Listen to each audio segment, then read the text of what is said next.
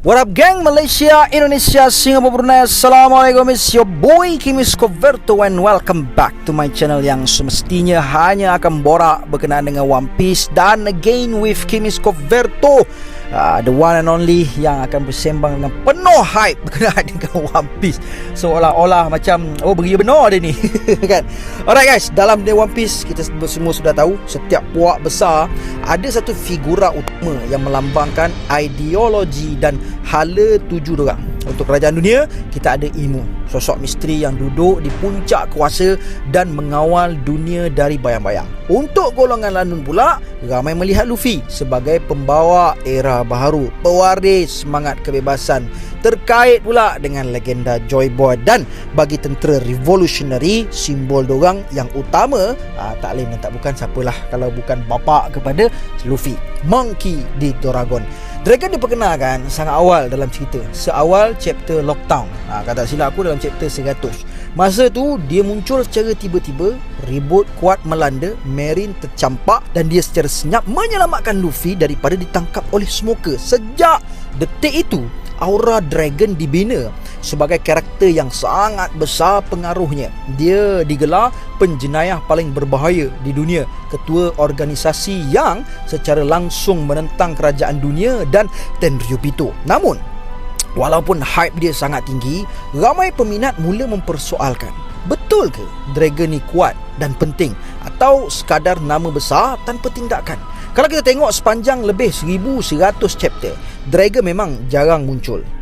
Tentera revolutionary pula, walaupun sering disebut sebagai ancaman utama kerajaan dunia, tindakan diorang dalam cerita nampak minimum sangat. Kita tahu diorang ni menyusup, kumpul maklumat, bantu negara tertindas, tapi serangan besar terhadap pusat kuasa kerajaan dunia hampir tak nampak sampailah ke chapter yang jauh kemudian ke depan hari. Serangan ke atas Marijoa yang memutuskan bekalan makanan kepada Tenryubito memang satu langkah besar, tapi ia berlaku sangat dah lambat dalam timeline. Jadi tak pelik bila ada peminat rasa Dragon ni lebih banyak duduk bagi arahan daripada turun sendiri ke medan. Tambahan pula, ada persoalan emosi yang sering dibangkitkan. Kenapa Dragon tak pernah bantu Luffy secara langsung? Dia pernah selamatkan Luffy di Lockdown, tapi lepas tu hilang, tak ke mana. Masa peristiwa Marineford, perang terbesar era moden One Piece, Dragon langsung tak muncul. Ramai rasa itu peluang paling sesuai untuk tentera Revolutionary Army menyerang kerajaan dunia serentak. Whitebeard lawan Marine, dunia huru-hara, dan kalau Dragon masuk campur, mungkin struktur kuasa dunia boleh runtuh terus. Tapi itu tak berlaku.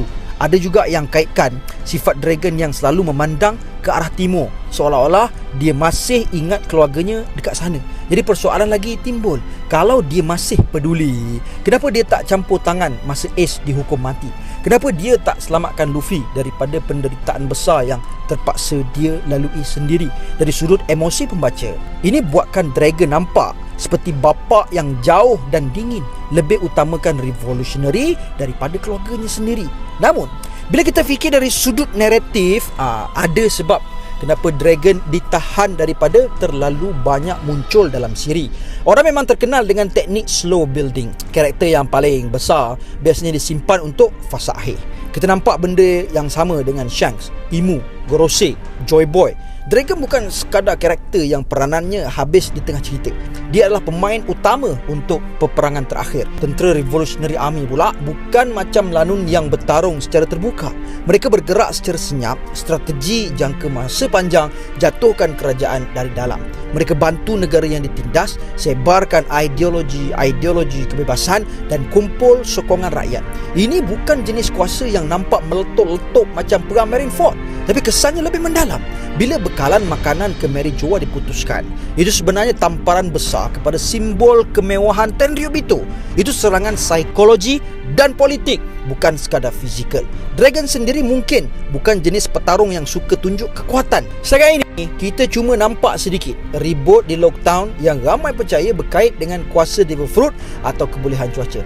Tapi Oda sengaja simpan kuasa sebenar Dragon supaya impaknya lebih besar bila dia akhirnya turun beraksi. Bayangkan kalau dari awal lagi Dragon tunjuk semua kekuatan dia, hype untuk Final War mungkin akan berkurang lah. Tambahan pula, Dragon mewakili ideologi, bukan sekadar kekuatan. Luffy lawan untuk kebebasan individu, tapi Dragon lawan sistem penindasan global. Skala perjuangan dia lebih luas. Dia tak boleh bergerak secara terburu-buru sebab satu kesilapan boleh menyebabkan seluruh tentera Revolutionary Army hancur dan runtuh. Sebab itu, dia nampak pasif, tapi sebenarnya dia bermain permainan yang sangat-sangat penting. Bila kita masuk ke final saga, semua puak besar mula bergerak.